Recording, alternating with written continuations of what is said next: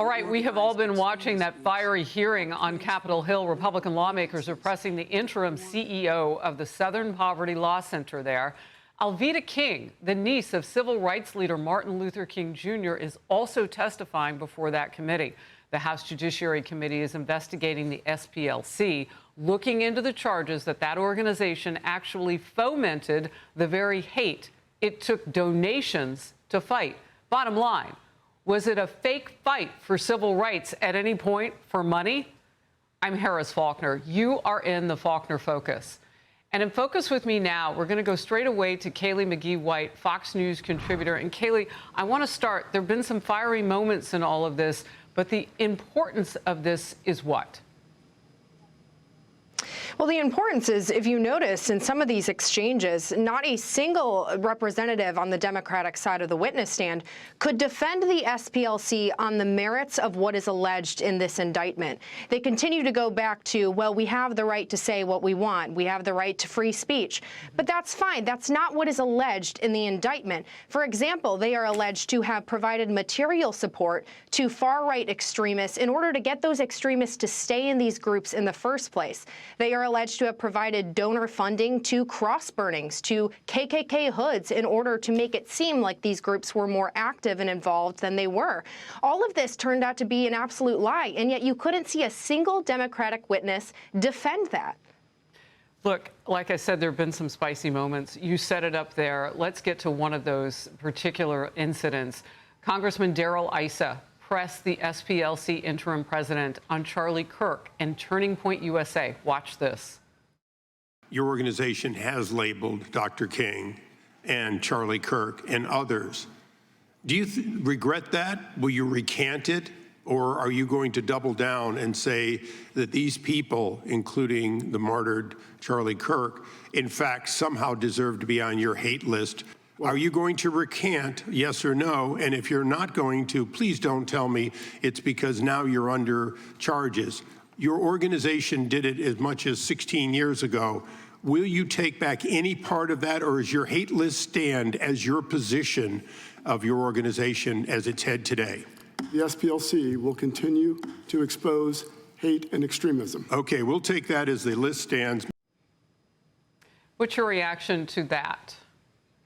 It seems that the SPLC's primary goal has been to conflate mainstream conservative thinkers, pundits, and organizations with far-right extremism.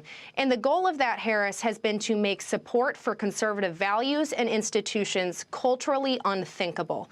And of course, the only way to conflate far-right extremism and mainstream conservatism is by making sure that far-right extremism exists in the first place, which is exactly why the SPLC had to help create it by funding these groups. And unfortunately, we've seen the consequences of this goal play out in real time. One of the groups that was there testifying today, Alliance Defending Freedom, reported that they were kicked off of Amazon's charitable giving program because Amazon decided to rely on the SPLC's hate map.